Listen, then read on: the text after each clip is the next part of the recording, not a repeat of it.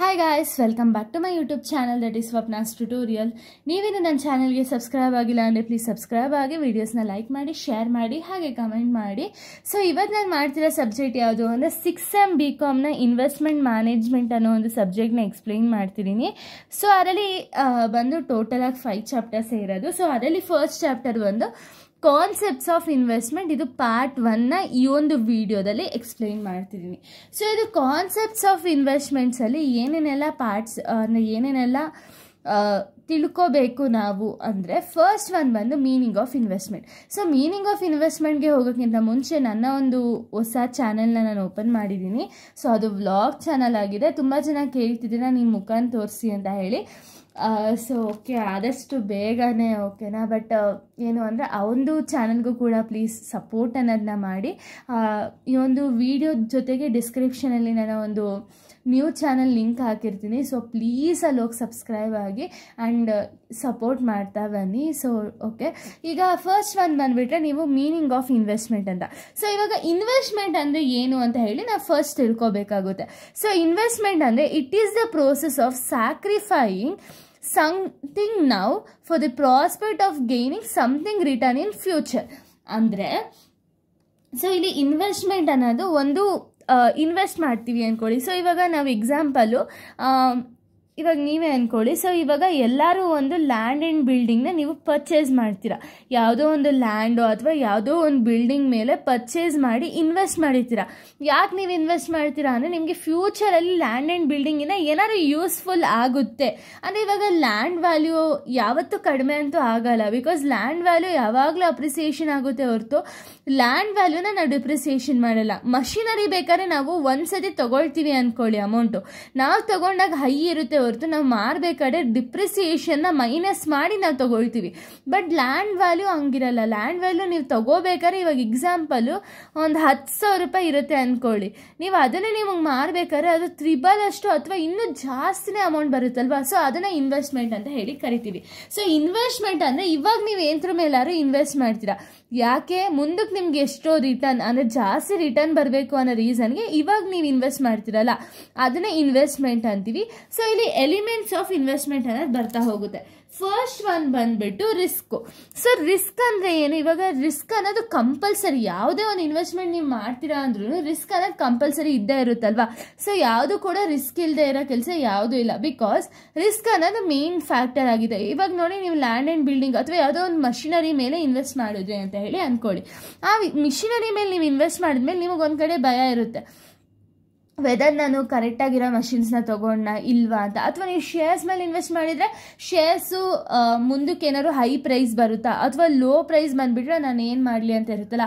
So ಅದು risk. ಇನ್ನು return ಅಂದರೆ ಇವಾಗ ಸಮಥಿಂಗ್ ಇನ್ ರಿಟರ್ನ್ ಅಂದರೆ ನೀವೇನಾದ್ರು ಎಕ್ಸ್ಪೆಕ್ಟ್ ಮಾಡ್ತೀರಾ ಅಲ್ವಾ. ಒಂದು ಕಡೆ ನೀವು ಇನ್ವೆಸ್ಟ್ ಮಾಡಿದ್ದೀರಾ ಅಂದರೆ ನೀವೇನಾದ್ರು ಎಕ್ಸ್ಪೆಕ್ಟೇಷನ್ ಅನ್ನೋದು ಮಾಡ್ತೀರಾ. ಸೊ ಅದನ್ನು ನಾವು ರಿಟರ್ನ್ ಅಂತೀವಿ. ಇನ್ನು ಟೈಮ್ ಬಂದುಬಿಟ್ಟು ಟೈಮು ಲಾಂಗ್ ಟೈಮಲ್ಲಿ ನೀವೇನಾದ್ರು ಇನ್ವೆಸ್ಟ್ ಮಾಡಿದ್ರೆ ನಿಮಗೆ ಹೈ ಪ್ರಾಫಿಟ್ ಅನ್ನೋದು ಬರುತ್ತೆ. ಅದೇ ನೀವು ಶಾರ್ಟ್ ಟೈಮಲ್ಲಿ ಏನಾದ್ರು ಇನ್ವೆಸ್ಟ್ ಮಾಡಿದ್ರೆ ಲೋ ಪ್ರಾಫಿಟ್ ಅನ್ನೋದು ಬರುತ್ತೆ. ಅದನ್ನು ಲೆಕ್ಕ ಹಾಕ್ಕೊಂಡು ಇನ್ವೆಸ್ಟ್ಮೆಂಟ್ ಯಾರು ಮಾಡ್ತಿದ್ದಾರೆ ಅವ್ರು ಇದನ್ನೆಲ್ಲ ಯೋಚನೆ ಮಾಡಿ ಇನ್ವೆಸ್ಟ್ ಮಾಡಬೇಕಾಗುತ್ತೆ. ನೆಕ್ಸ್ಟ್ ಬಂದರೆ ಲಿಕ್ವಿಡಿಟಿ ಅಂದರೆ ಈಸಿಯಾಗಿ ಕ್ಯಾಶಾಗಿ ಕನ್ವರ್ಟ್ ಮಾಡಬೇಕು ನಾವು. ಈಗ ಒಂದು ಕಡೆ ಇನ್ವೆಸ್ಟ್ ಮಾಡ್ತಿದ್ದೀರಾ ಅಂದರೆ ಅದನ್ನು ಈಸಿಯಾಗಿ ಕ್ಯಾಶಾಗಿ ಕನ್ವರ್ಟ್ ಮಾಡಿದ್ರೆ ನಿಮ್ಗೆ ಒಂಥರ ಬೆನಿಫಿಟ್ ಅನ್ನೋದು ಸಿಗುತ್ತಲ್ವಾ. ಸೊ ಅದನ್ನು ನಾವು ಲಿಕ್ವಿಡಿಟಿ ಅಂತ ಹೇಳಿ ಕರಿತೀವಿ. ಸೊ ಇಷ್ಟು ಕೂಡ ಒಂದು ಎಲಿಮೆಂಟ್ಸ್ ಆಫ್ ಇನ್ವೆಸ್ಟ್ಮೆಂಟ್ಸ್ ಅಂತಲೇ ಹೇಳಿ ನಾವು ಕರಿಬೋದು. ಓಕೆನಾ. ನೆಕ್ಸ್ಟ್ ಕಾನ್ಸೆಪ್ಟ್ ನೀವು ನೋಡೋದಾದ್ರೆ ಇಂಪಾರ್ಟೆನ್ಸ್ ಅಥವಾ benefits of investment. So investment ಮಾಡೋದ್ರಿಂದ ಏನೇನೆಲ್ಲ ಅಡ್ವಾಂಟೇಜಸ್ ಸಿಗುತ್ತೆ ಅಂದರೆ ಫಸ್ಟ್ ಒನ್ ಬಂದು maximising the return. So maximising the return ಅಂದರೆ ಸೊ ಇಲ್ಲೇನಾಗುತ್ತೆ ಅಂದರೆ ಮ್ಯಾಕ್ಸಿಮೈಸ್ ಮಾಡ್ಬೋದು. ಇವಾಗ ನೀವು ಒಂದು ಕಡೆ 10,000 ರೂಪಾಯಿ ಇನ್ವೆಸ್ಟ್ ಮಾಡಿದ್ದೀರಾ ಅಂದರೆ 10,000 ರೂಪಾಯಿ ಮುಂದೆ ನಿಮಗೆ ಜಾಸ್ತಿ ಆಗ್ಬೋದಲ್ವಾ. ಅಂದರೆ ರಿಟರ್ನ್ಸ್ ನಿಮಗೆ ಜಾಸ್ತಿ ಸಿಗುತ್ತೆ ಇನ್ವೆಸ್ಟ್ಮೆಂಟ್ ಮಾಡೋದ್ರಿಂದ. ಅದನ್ನು ನಾವು ಮ್ಯಾಕ್ಸಿಮೈಸಿಂಗ್ ರಿಟರ್ನ್ ಅಂತೀವಿ. Next minimising the risk. So ಇವಾಗ ರಿಸ್ಕ್ ಅನ್ನೋದನ್ನ ನೀವು ಡೈವರ್ಸಿಫೈ ಮಾಡ್ಬೋದು. ಅಂದರೆ ಇವಾಗ 10,000 ರೂಪಾಯಿನ ನೀವು ನಿಮ್ಗೆ ಯಾರೋ ಒಬ್ರು ಗೊತ್ತಿರ್ತಾರೆ ಅಂದ್ಕೊಳ್ಳಿ. ಸೊ ನೀವು ಅಲ್ಲೇ ಇನ್ವೆಸ್ಟ್ ಮಾಡಬೇಕು ಅಂತ ಹೇಳಿ ಡಿಸೈಡ್ ಮಾಡ್ಕೊಳ್ತೀರಾ.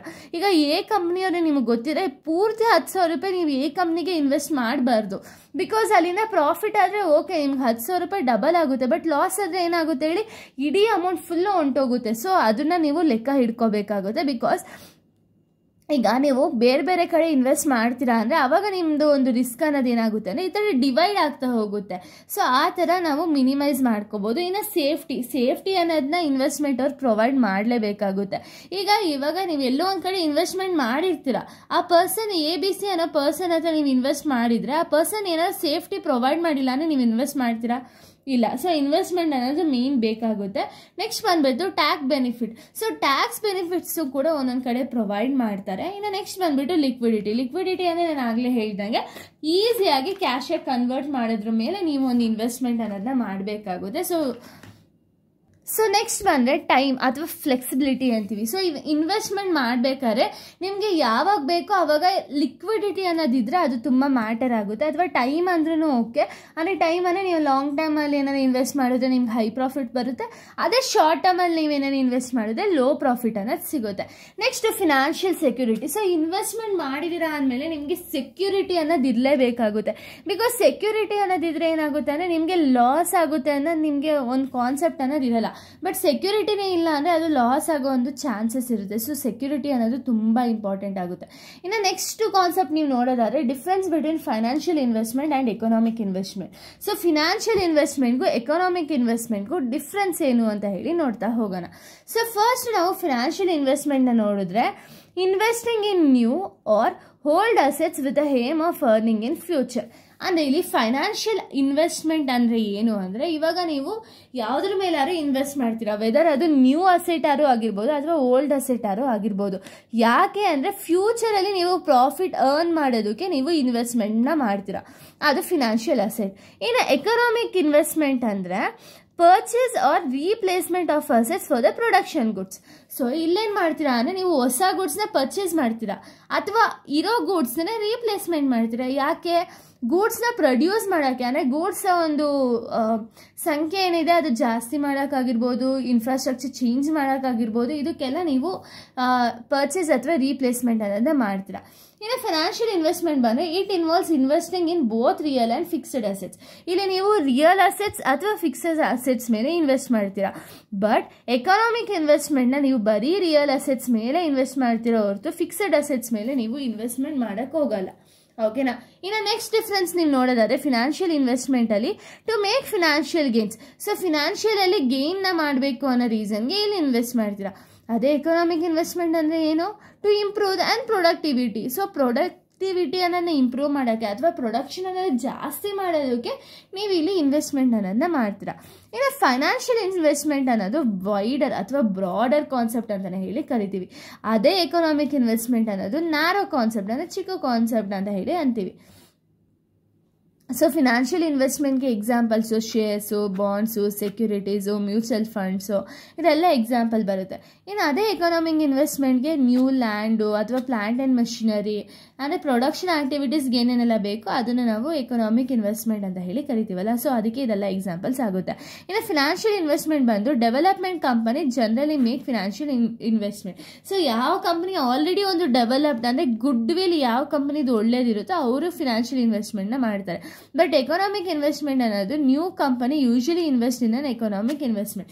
ಸೊ ಇಲ್ಲಿ ಯಾವುದು ಗ್ರೋನೇ ಆಗಿರಲ್ಲ, ಬರೀ ನ್ಯೂ ಕಂಪನಿಯವ್ರು ಏನು ಮಾಡ್ತಾರೆ ಅಂದರೆ ಎಕನಾಮಿಕ್ ಇನ್ವೆಸ್ಟ್ಮೆಂಟ್ ಮೇಲೆ ಇನ್ವೆಸ್ಟ್ ಅನ್ನೋದನ್ನ ಮಾಡ್ತಾರೆ. ಸೊ ಇಲ್ಲಿಗೆ ಈ ಒಂದು ಚಾಪ್ಟರ್ ಪಾರ್ಟ್ 1 ಅನ್ನೋದು ಕಂಪ್ಲೀಟ್ ಆಗುತ್ತೆ. ಪಾರ್ಟ್ 2 ಬಂದುಬಿಟ್ಟು ನಾನು ನೆಕ್ಸ್ಟ್ ವೀಡಿಯೋದಲ್ಲಿ ಅಪ್ಲೋಡ್ ಮಾಡ್ತೀನಿ. So thank you guys, thanks for watching.